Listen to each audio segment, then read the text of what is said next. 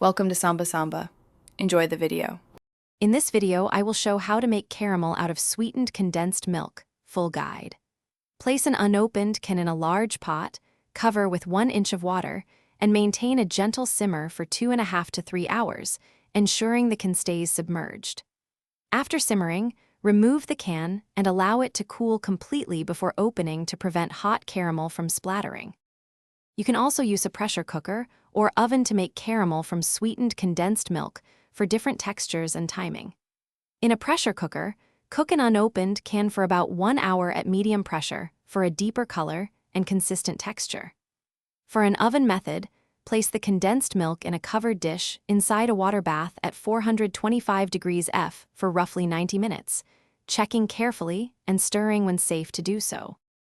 Hey friends, if this guide is helping you, please subscribe and like to support more easy recipes and kitchen tips. Quick recommendation: stay hydrated during long kitchen sessions with the water bottle seen here. It keeps drinks cold and fits in cup holders, which is perfect when you're watching a recipe stream. Check the description for the link and other deals to grab yours. Now let's get back to the video. Safety is essential when turning sweetened condensed milk into caramel, so follow these precautions and procedures. Always keep the can submerged to avoid overheating and potential rupture, and never attempt to open the can while hot.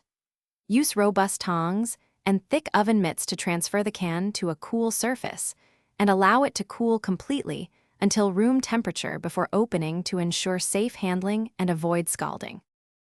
Thanks for watching. Consider subscribing if we helped you.